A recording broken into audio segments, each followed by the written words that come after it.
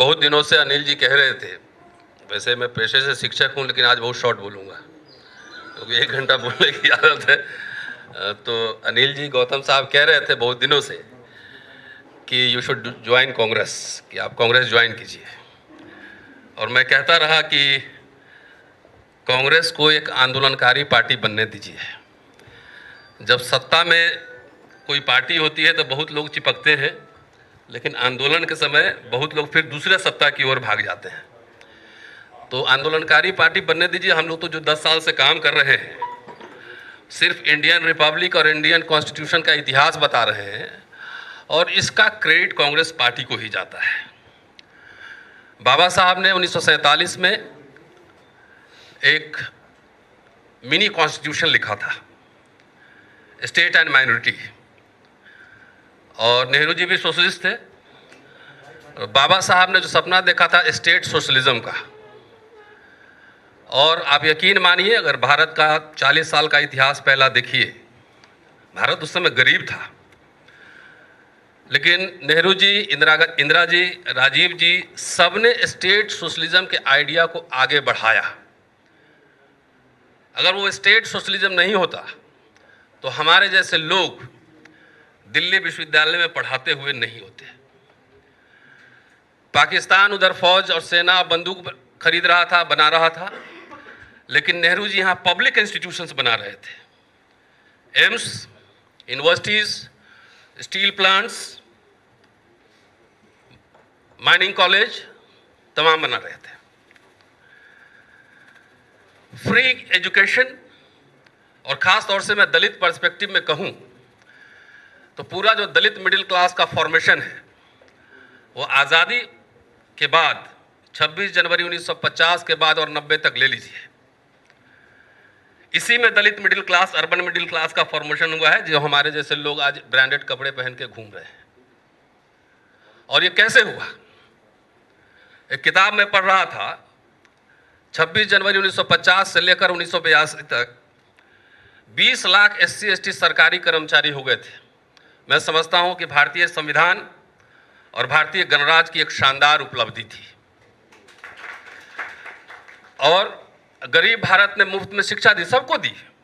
सवर्ण भी बढ़े, पिछड़े भी बढ़े, दलित भी पढ़े, वजीफा मिलता था स्कूल में, ब्लॉक में, गांव में जो लोग पढ़ते होंगे याद होगा। Scholarship, freeship. आप याद कीजिए 70 का दशक, अखबार में एडवर्टीजमेंट निकाल कर बुलाया जाता था कि आइए IIT में एडमिशन होगा, मेडिकल में एडमिशन होगा। तो ये सब हुआ। मोदी जी कहते हैं कि 70 साल में कुछ नहीं हुआ। कौन कहता है कुछ नहीं हुआ? 70 साल में और 40 साल के शुरुआत में जो हुआ उसी को आप बेच के खा रहे हैं। फ्री में एजुकेशन मिला, नौकरी मिली, पेंशन मिला।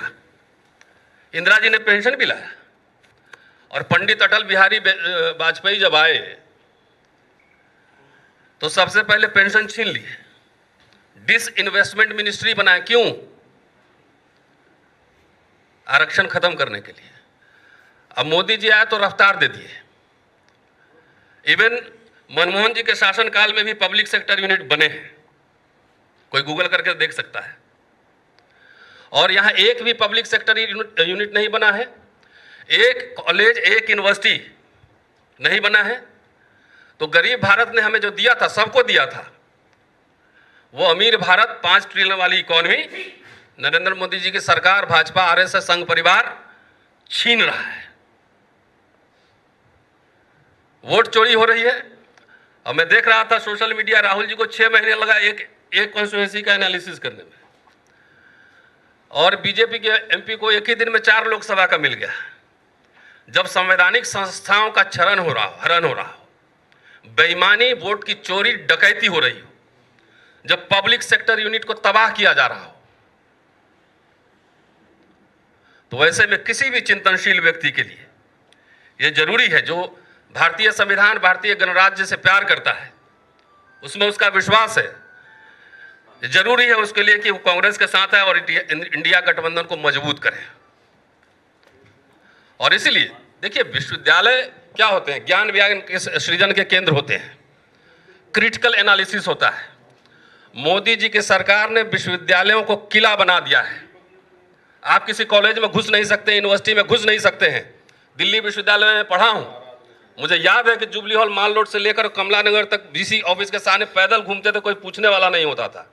आज किसी कॉलेज के गेट के अंदर घुस के दिखा दीजिए आप, स्टूडेंट भी नहीं जा सकता है, टीचर भी नहीं जा सकता है। तो विश्व गुरु ये बना रहे हैं कि विश्व गुरु बना रहे हैं, ये सवाल सबसे महत्वपूर्ण है। मैं सिर्फ दलित की बात नहीं कर रहा हूं। क्या जब पब्लिक सेक्टर यूनिट बने, जब फ्री एजुकेशन मिला, जब फ्री नौकरियां मिली, पेंशन मिला, तो क्या इसका लाभ ब्राह्मण को नहीं हुआ? आज पेंशन गया तो किसका गया? सबका गया ना। सबसे ज्यादा नौकरी में कौन थे? ओबीसी के कार्ड खेलते हैं मोदी जी। अरे इसी अर्जुन सिंह ने तो कम से कम मंडल 2 लगा दिया एजुकेशन में। इसको मैं क्रांति मानता हूं। अर्जुन सिंह जी ने, उस समय में मिलता था उनसे, मैं और सूरज यादव मंडल साहब लगातार मंडल 2 लाया। एक कोई कमीशन, एक कमेटी मोदी जी बैठाए हों ओबीसी के कल्याण के लिए, छोड़िए बाकी का, ओबीसी के ही कल्याण के लिए, तो मुझे बता दें। एट्रोसिटीज बढ़ रहा है। आप आरटीआई जो लगा था, आरटीआई डिफंक्ट कर दिया गया। आप आरटीआई लगाते रहो, कोई जवाब ही नहीं देगा। मैं तो सुप्रीम कोर्ट में एक आरटीआई के सवाल को लेकर केस लड़ रहा हूं, मुकदमा में। तो जो सारे संस्थाएं ध्वस्त हो रही हो, उस समय देश की जनता के सामने क्या विकल्प है? आज मैं टीचर हूं, प्रोफेसर पढ़ाता हूं। क्या मैं प्राइवेट कॉलेज में, आईआईएम में मैं पढ़ा सकता हूं अपने बेटे को? नहीं पढ़ा सकता मैं।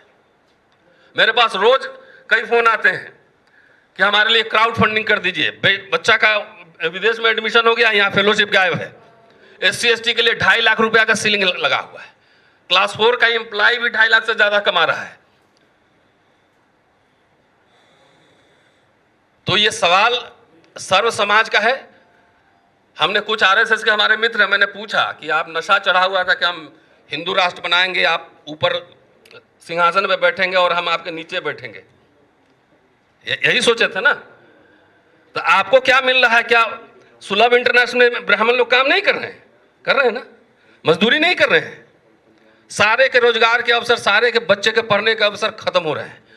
बाबा साहब जब साउथ बोरो कमेटी और साइमन कमीशन के सामने आए थे, उन्होंने मेमोरेंडम दिया था कि पागल को छोड़कर बाकी सबको वयस्क मताधिकार मिलना चाहिए। कितने संघर्ष से यूनिवर्सल फ्रेंचाइजीज, वयस्क मताधिकार प्राप्त किया गया था, और ईवीएम से लेकर वोट चोरी, वोट डकैती तक सब खत्म हो रहा है। तो अब तो हमारे वोट की कोई कीमत ही नहीं है। तो ऐसी स्थिति में देश के नागरिक जब आह्वान नहीं करेंगे, जब आंदोलन नहीं करेंगे, तो आपका बचेगा क्या? कुछ नहीं बचेगा। सारे पूरे समाज को अनपढ़, निरक्षर, मजदूर। एक एग्जाम्पल देके मैं खत्म करूंगा। दिल्ली विश्वविद्यालय में मैं पढ़ाता हूं, 28 साल से पढ़ा रहा हूं। एडहॉक, पहले हमारे यहाँ एडहॉक सिस्टम था। एडहॉक मतलब अगर मैं छुट्टी में 2 साल के लिए जाऊं तो मेरे जगह जो टीचर आएगा उसको फुल सैलरी मिलेगी। तो अभी के हिसाब से मान लीजिए 1,15,20 हज़ार रुपये एक टीचर को मिलेगा। इस सरकार ने एडहॉक सिस्टम खत्म कर दिया, और अब गेस्ट मतलब वेतन भोगी से दिहाड़ी मजदूर बना दिया, डेली वेजर, कि हर दिन का 1500 कमाइए। अब मैक्सिमम 50,000 से ऊपर नहीं जाएगा। ये क्या किसी एक समुदाय पर लागू है? ये सभी समुदाय पर लागू है। इसलिए मैं सर्व समाज को कह रहा हूं कि जो ये संघ परिवार जिसने हमला कर दिया है पूरा भारतीय गणराज्य और भारतीय संविधान पर, मुस्लिम तो आपको दिखा रहा है, लेकिन मुस्लिम निशाना नहीं है। मुस्लिम को रिजर्वेशन सुविधाएं नहीं मिली है। असल निशाना आपका आरक्षण, एजुकेशन, जॉब, पेंशन सब खत्म करना है। तो जो अभी मिडिल क्लास बना था, एक जनरेशन बाद सब दिहाड़ी मजदूर बन जाएगा। तो इसलिए मैं समझता हूं कि सोशल जस्टिस के साथ सेकुलरिज्म साथ चलना चाहिए, और हम secular, social justice, democratic practice में मैं बिलीव करता हूं पर्सनली। और मुझे अब विश्वास हो चला है, 10, 20 साल, 30 साल से हम लोग यही काम कर रहे हैं। संविधान बचाओ संघर्ष समिति हमने बनाया था, अनिल जी कन्वीनर थे। ऐसी रोस्टर के सवाल पे हमने भारत सरकार को झुकाया था 200 पॉइंट रोस्टर सिस्टम पर। तो इसलिए जो भी भारतीय संविधान, भारतीय गणराज्य और साइंटिफिक टेम्परामेंट, सोशल जस्टिस और सेकुलरिज्म में विश्वास करते हैं। वैसे देश के सारे लोगों से मैं आह्वान करता हूं कि सरकार और संघ परिवार के खिलाफ हल्ला बोल शुरू करें। शुक्रिया। जय भीम।